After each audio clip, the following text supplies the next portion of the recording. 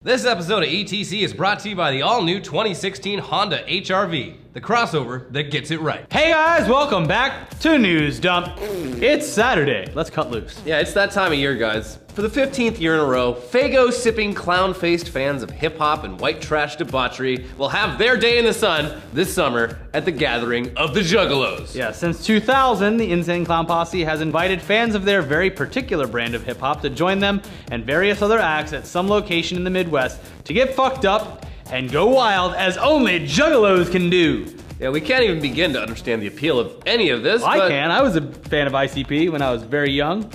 Great Malenko was a decent album. There you go. We're all learning something new. I used to have a glow-in-the-dark ICP shirt. Well, I don't understand any of it, but I do have to respect Violent J and Shaggy 2 Dope for taking a ridiculous dream and worldview and making it a ridiculous reality, even if they don't understand how magnets work and just think it's like miracles. Yeah.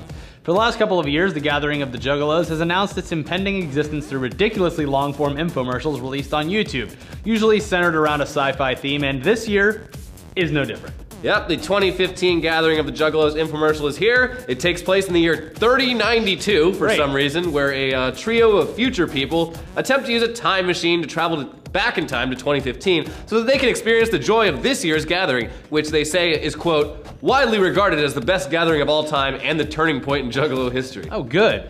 Of course, things obviously don't go as planned, and while trying to evade the time police, their time machine accidentally sends them to the time of shitty CGI dinosaurs, and then to the roaring 20s. But of course, this infomercial has a happy ending because they do eventually end up making it to the 2015 gathering. And of course, it's everything they wanted and more. Of course, yeah. Because it's not just a fuckload of their favorite artists, it's also carnival games, wrestling, rides, seminars. Seminars, you say? Comedians. There's gonna be a wedding there. There's an actual freak show, even though the whole thing's kind of a freak show. There's gonna be a freak show at the freak show. Yeah. And the best part, a massive 300-pound ball made out of duct tape that a forklift just drops onto things to destroy them, like cars and stuff. Fantastic. And a lot of drugs. Okay. Anyway, speaking of drugs, whoever gave the green light to this unauthorized Lifetime original movie about the behind-the-scenes world of 90s sitcom Full House was probably on a lot of drugs, just based off this first promotional photo. Yeah, it seriously looks like a porn parody. That's my first thought. Which is extra creepy because it's 3 grown men and 3 very young girls. Yeah. But hey, I mean, this is par for the course for Lifetime, who just loves taking their inspiration from real life and then botching everything about it. Yeah, and seriously, why is everyone all of a sudden so goddamn nostalgic for Full House? We all miss the simplicity of pre-9/11 America, but between this and the Netflix revival series Fuller House, it seems like the world's taking crazy pills. Why does everyone love this fucking show so much? I will say, the plot for that Juggalo infomercial sounds a lot better than the plot for this original I movie. would watch a Netflix Juggalo series in a heartbeat. Well, they have 2 movies. Big Money Hustlers and Big Money Rustlers, I think. Are they any good? I could be mistaking those names, but we'll fact check. It's Shaggy 2 Dope and Violent J as like Western heroes, I think. What? Yeah. Are they in Clownmaker? Yeah, of course. Oh my god. Yeah, and the whole Psychopathic Records family is there. Twisted, probably. Yeah. Anyway. I've really outed myself. I was like 15. I mean, you are from Florida. You're from one of the areas of the country that could be considered a little white trash. Sure. But it's not, I just assumed it was a Midwest thing. I've certainly drank Faygo. I've never even seen Faygo. Oh, they don't sell it in California. Yes, they do. They have it. It's classier now. They market it's in glass bottles. Yes, exactly. All right, anyway, we've gone way off track here. Yeah. Back to Lifetime. Lifetime is terrible, yes, but at least they know they're terrible because they just let Will Ferrell and Kristen Wiig make a parody movie of a typical shitty sensationalist Lifetime movie, and they're gonna air it on Lifetime. Oh, they're self-aware. Yeah. They've become self-aware. Great. News of this project existing actually came out back in April, but Will Ferrell announced that he was canceling it because he wanted it to be a surprise, and that obviously the surprise was ruined. So it turns out he was just playing with with all of our emotions. Surprise, surprise, double surprise.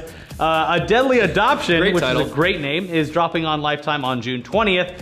And just based off of the billboards that have been popping up around town, it's safe to say this is gonna be amazing. It looks amazing. It looks so just like pitch perfect. Yeah. Like exactly It can't be too hard to do a parody of the Lifetime movie, so I'm sure that they'll do it with grace. So we don't know much about the plot, but the basic premise is Will Ferrell and Kristen Wiig play a successful couple who take in a pregnant woman in the hopes of adopting her child when it's born. But then, things go awry. Uh-oh. It's typical Lifetime movie thriller bullshit, but in this case, awesome, can't wait.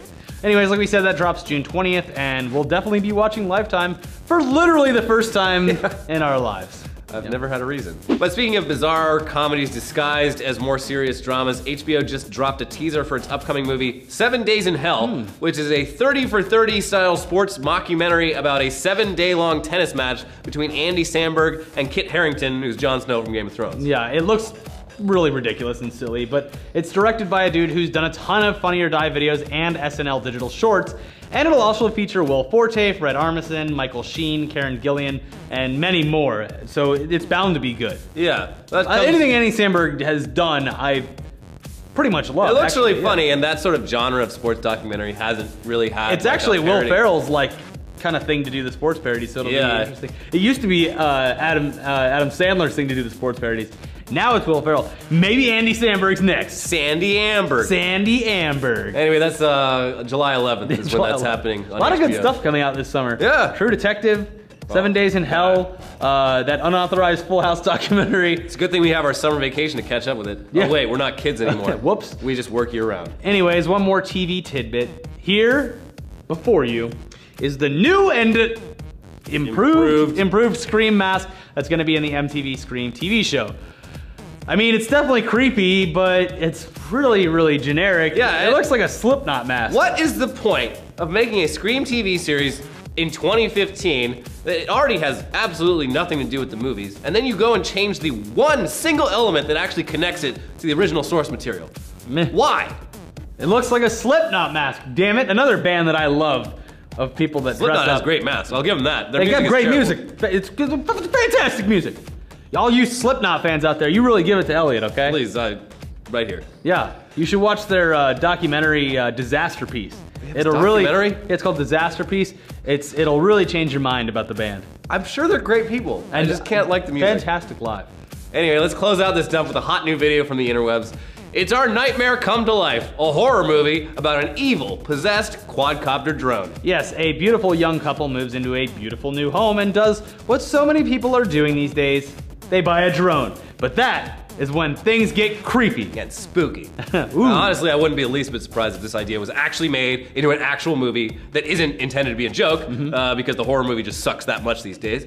But this trailer is perfectly done, aside from the fact that they stole Ricky's idea. They completely stole, in a podcast I think it was, you can go back, where I said many times about how I had nightmares about drones following me. It's a very weird dream. It might just be like a modern thing that people are just having. It's a phenomenon. Yeah, it's a phenomenon. And these guys are capitalizing on it. And good for them, because I'm definitely too lazy There's to a do that. shot of a drone sitting in a rocking chair that is just so fucking hilarious. No, I like this.